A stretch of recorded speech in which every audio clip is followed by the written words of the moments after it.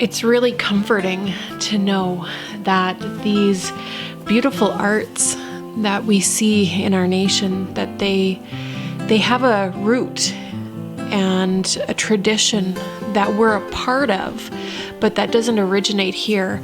I think that's beautiful, but even more so, I think it's beautiful that that root or that tradition has been adapted and really made our own.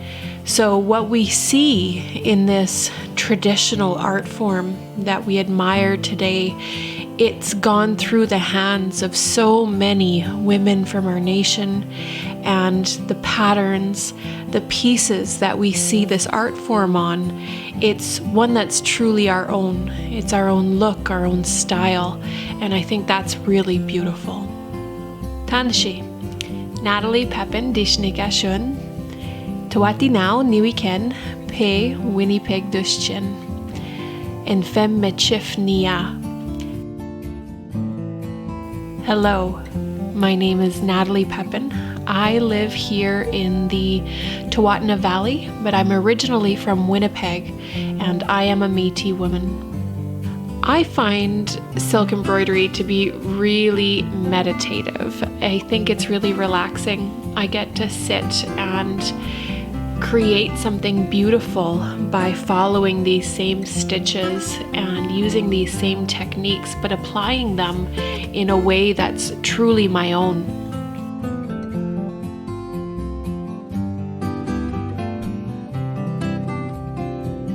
When I'm doing silk embroidery and working on a project, I will typically use one of two stitches for the flowers that I'm creating. The first one is chain stitch. Now, chain stitch is one of the traditional stitches that we can see in extant or still in existence, but historical pieces. And I think it's a really easy one for people to get started with in creating beautiful floral patterns using silk embroidery. The second one, which is what we would see in areas like Norway House, is a buttonhole stitch that's been adapted to create almost like an edged satin stitch. It's absolutely stunning, and that's the second stitch that I'll commonly use when I'm doing silk embroidery and creating my flowers. One of the things that I love about silk embroidery is that it's a traditional art that's rooted in both of our ancestral lineages.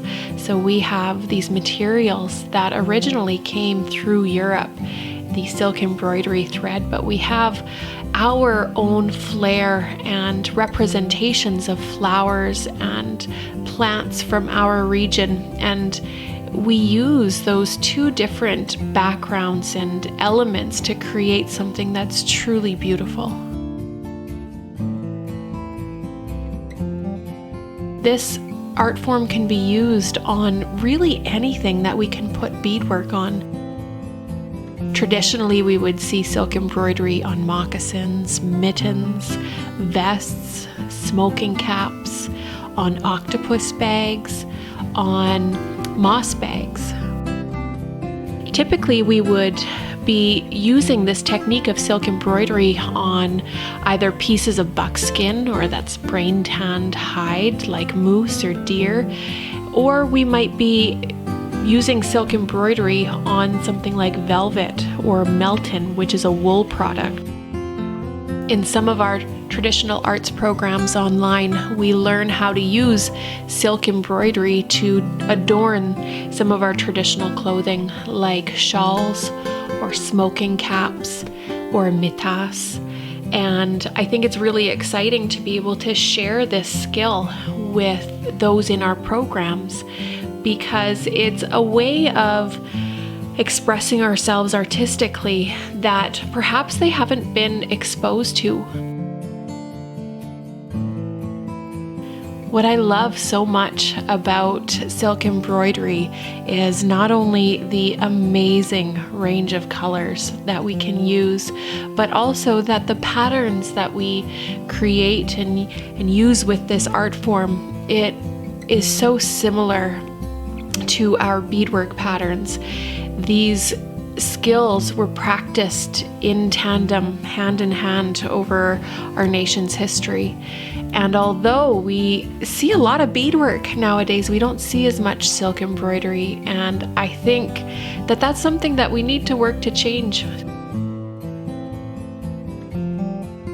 Our silk embroidery tradition is absolutely beautiful. I really hope that we can see more people practicing this traditional art form